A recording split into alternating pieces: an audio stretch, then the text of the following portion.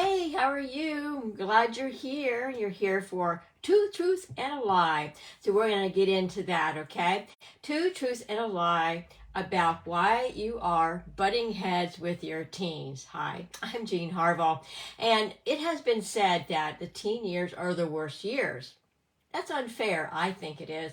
It's a period of time when they're your teen is trying out new things, trying to figure out who they are, and they're looking at things in a different perspective. And I know for me, when my kids were growing up and they're in those teen years, and I just sat back and thought, this is curious, interesting to see what they're thinking and how they are navigating the world. You know, what's in their brain, what's in their thinking, their thoughts. Rules and respect still matter. You know, when we set those standards high, and we show them what it's like to be responsible adult as well, and we speak to them in the best version of themselves. So we tend to get that back from them. When we treat them the way we want them to treat us, we get that same thing back, right?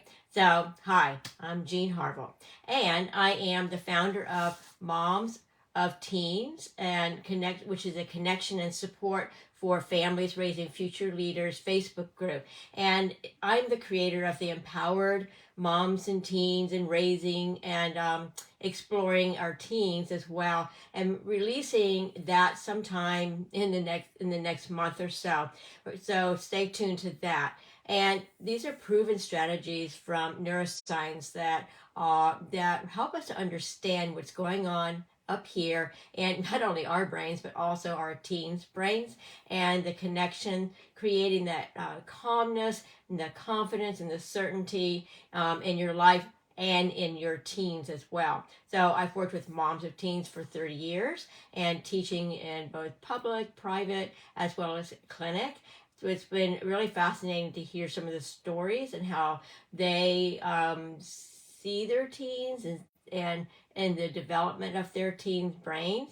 And it's really interesting. So we're going to be continuing in that vein of what's going on in the teen brain for this series of lives. So click the red bell if you are on Facebook. Just go down below. You can comment, you can share, like, and if you are on YouTube watching this, click the bell below and subscribe to my channel, and like it and give me comments if you'd like, okay? Because I want to know what's going on for you and what's relevant and what's important for you. So parenting your teens based on neuroscience, brain development, it's understanding how we can create that life we desire by simply using the power of neuroscience to understand our thoughts, emotions, beliefs, and decisions that we make and the results that we create. I think it's so important to understand what's going on inside of our brain, right? And our teens at the same time. Okay, so let's play this classic game. You've probably heard of this before. Two truths and a lie. Two truths and a lie. Okay, so we're going to play it. Now, here is the lie. I'm sorry, here is the truth. I don't want to give that away to you, right? Okay. Teens are more argumentative. They're more argumentative. Yes or no? Okay, so you decide. True, and thank goodness that they are argumentative. You know, it's always like when you start getting pushback or an argument from your teen, you're like, okay, I know I'm not going to win this. It's not going to go well. I try, but then I usually stop and say, interesting conversation.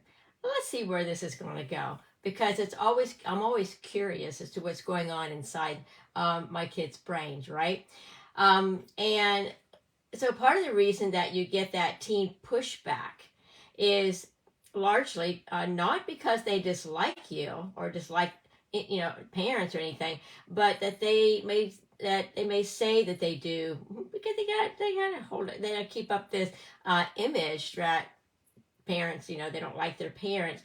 Anyway, it's important for them to push back and get their opinions out there. And we as parents can sit back and say, like, how did you come up with that opinion? What's going on for that? And what are you thinking? And expand on their thinking and, help them to clarify what it is that they are thinking that they're pushing back on, and what exactly are they, learning? It shapes their teens to become, who and how their brains are wired, right? It kind of gives you an insight into what they're thinking. So parents that go through this pushback years, don't take the pushback personally, but celebrate this time of exploration. We want our teens to be exploring, because when they become adults, they are going to be moving our society into the future. And so understanding what it is that they're pushing back against, that's progress, possibly, right?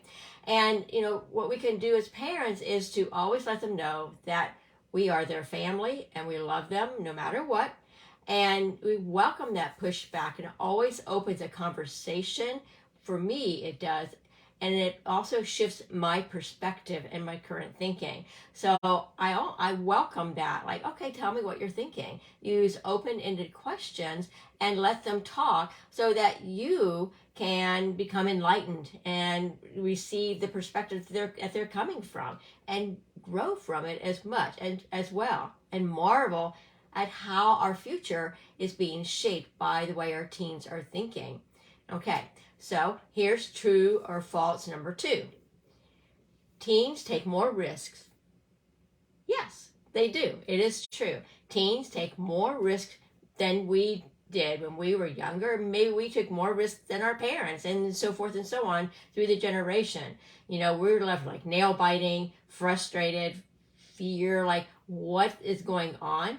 And really, our teens need to take those risks. They're thinking, what is it that they're thinking about? And teens need room to take the risk with us, in support and guidance and backing them up. So you're testing their own levels of ability, or they are testing their own levels of abilities and reactions in the world. That give and take, like, I'm going to step out and take this risk, and whoops, I don't like that reaction, or hey, that reaction is good. And it helps them to know that you back them up, and that you'll always be there, and you have another chance of open conversation with them. Well, how did that go? What were the results that you were thinking? What do you think about the new way, those answers that you got?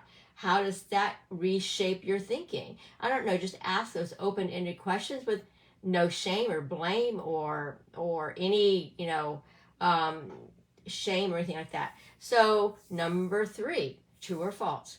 Teens are selfish. This is our lie. Teens are not selfish, okay? So when your teen spends an extra 30 minutes in the bathroom and you're late to work and you're thinking, that's selfish. They're not even thinking about everyone else in the household. But when you really, really think about what's going on in the bathroom, it's basically self-searching. If you think of it as self-searching, because you remember the teen years when you had to look just right, and you're so concerned about what your peers were saying, what they're thinking about you. All of that is coming to play in developing who they are. And so they're self-searching. They're not being rude or being selfish. They're self-searching. So the teen years, and when we have that first start to those and have those strong feelings of self-consciousness and noticing ourselves in comparison to all of those around us, right? And so your job as a loving adult is to not criticize or to crush their teen feelings, and but to validate them as to who they are. Think about their strengths.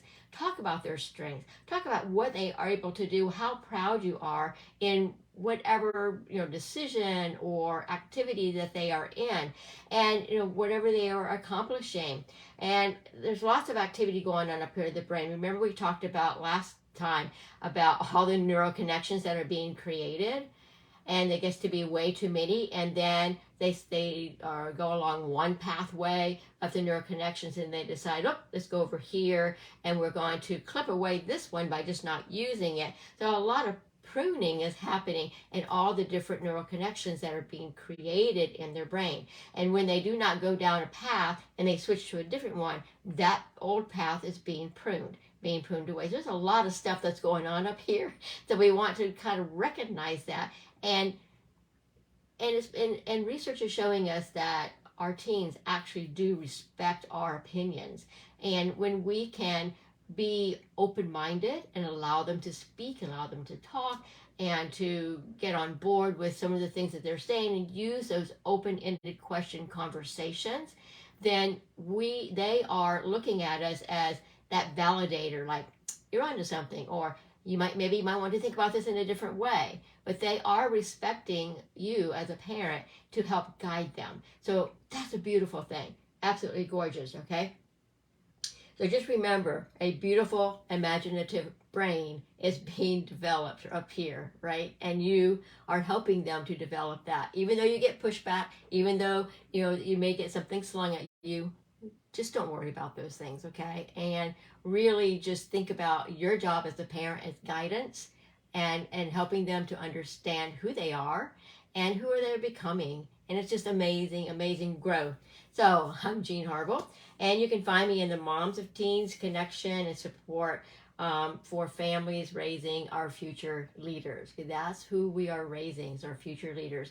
Again, you can like and share wherever you see me, if I'm on the Facebook page or if I'm in YouTube, and you can subscribe to my YouTube channel as well.